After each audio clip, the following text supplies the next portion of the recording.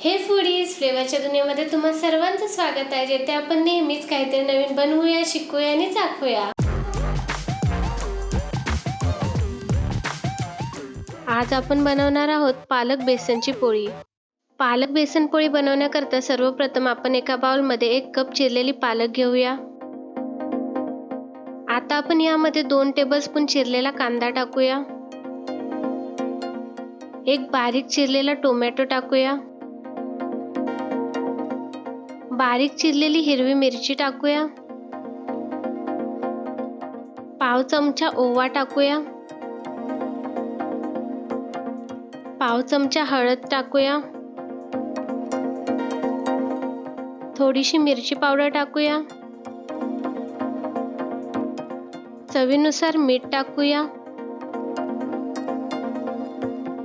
1 cup बेसन टाकूया।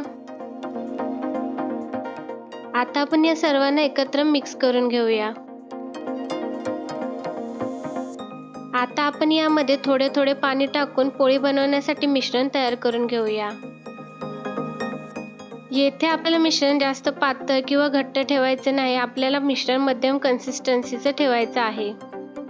आता आपण मध्यम आचेवर गॅस ठेवून त्यावर पॅन ठेवूया आणि त्यावर थोडंसं तेल लावून घेऊया। येथे आपले मिश्रण पोळी बनवण्याकरता तयार झालेले आहे। आता आपण चमचच्या सहाय्याने मिश्रण पॅनवर टाकून घेऊया। आता आपण चमच्याच्या सहाय्यानेच मिश्रण थोडंसं पसरवून घेऊया। आता आपण पोळीवर थोडंसं तेल लावून घेऊया। एका साईडून आपल्या पोळीचा रंग हलकासा बदली झालेला आहे। आता आपण त्याला पलटून घेऊया। मित्रांनो, येथे आपल्याला पोळीला दोन्ही बाजूने मध्यम आचेवर भाजून घ्यायचे आहे।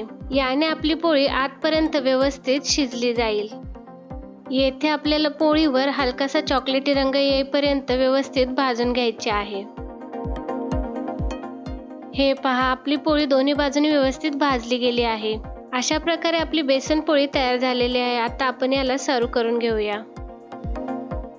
जर तुम्हाला ही रेसिपी आवडली असेल तर लाईक करा, सबस्क्राइब करा आणि तुमचे प्रश्न आणि सूचना खाली कमेंट्स करा। अशाच प्रकारच्या रेसिपीची प्लेलिस्ट आणि व्हिडिओ आता दाखवले आहे, पाहून घ्या।